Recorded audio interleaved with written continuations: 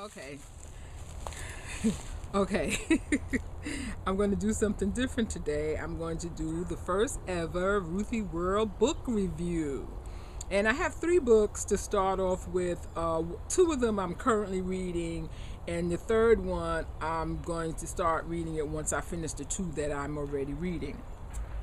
Now, the first book is Tell Me Something About Buddhism, Questions and Answers for the Curious Beginner. I was at the library recently, and I always go check out the new section just in case there's a book there that I've been wanting to read for a very long time, because one of the things I've noticed about the DeKalb County Library is that they take a real long time to get books that may have been on the New York Times bestseller list. So I go and check the shelves every so often just to see if, a book I have been wanting to read is on there. And sometimes I'll pull a book out and just look at it. And I pulled out this little book, and Tell Me Something About Buddhism, Questions and Answers for the Curious Beginner. And here's the cover. And the author is Zenju Earthlyn Manuel. And it has a foreword by Thich Nhat Hanh. And for those of you who don't know who Thich Nhat Hanh is, he's a Buddhist monk, priest, and he wrote the book on love. He wrote the book on love.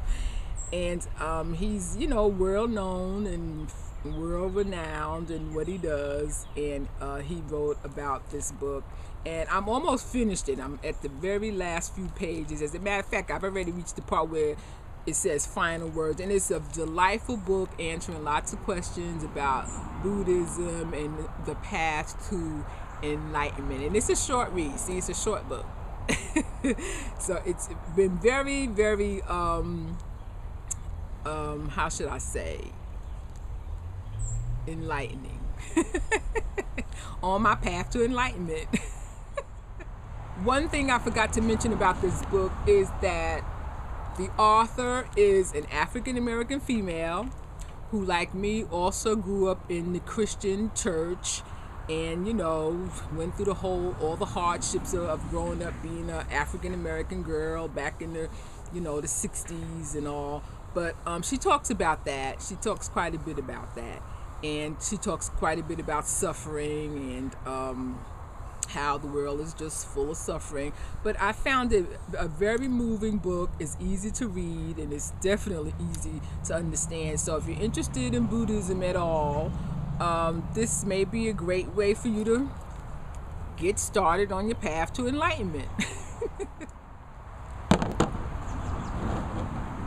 The second book, and I'm a little more than halfway through this book, and I put it down for a couple of days to read the book on Buddhism, and it's called The Great Crash Ahead, Strategies for a World Turned Upside Down, and the author is Harry S. Dent Jr. And at this moment, I'm a little bit more than halfway through it, and it's the first book on finances and how the economy works and consumerism that I have read and just have been totally enthralled by it all. I mean, it explains a lot of things. For one thing, it explains how we got into the situation that we currently find ourselves in economically speaking. It talks about the real estate crisis that we're currently going through.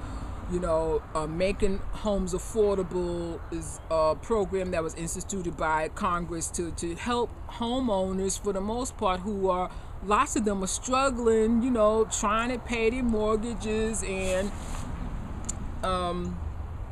most people owe more on their house than what the house is worth. And what the Making Homes Affordable program does is to make what you owe on the house and the value of the house even. So it would, is instrumental in bringing down your mortgage payment. And the program, what it does is it reduces your mortgage payment to 31% of your income. So, you know how that goes. You do the math. And what you do is you times your income by 0.31%, and it'll tell you what your mortgage could possibly come down to. So this book is not just about that, but it talks about how we got into the situation it is, and it compares our economy to one being on drugs and also by the flow of the season. So right now, the way the economy is, we're like in the winter of, as far as seasons go. And it's very interesting the way he's writing. It's somewhat funny, but it talks about how the Federal Reserve and how they've like printed money thinking that that's going to stimulate the economy. It's not working. And he also talks about the unemployment, the high unemployment rate, and how, you know, mainstream media would have us believe that the unemployment rate is like 9% or 9.2%, something like that. But they don't factor in people like me who have been on unemployment and it's run out. And, you know, I'm looking for work, but of course there is no work to be found. And they don't talk about people who've been looking for work for 12 months and can't find a job, or they're being discriminated against because of age or for whatever reason. And if the truth was to be told about the real percentage of unemployment, it would be something like 22%. Yeah, it's in this book. You don't have to take my word for it. Read the book. It's very, very, very informative about lots and lots of things. So that's The Great Crash Ahead, and this book was written in 2011. And moving right along, the third book that I have that's set up to be read by me immediately is a book by Michael Moore. Everybody knows who Michael Moore is, and it's called Stories from My Life. Here Comes Trouble. I started reading the first chapter and I was just laughing.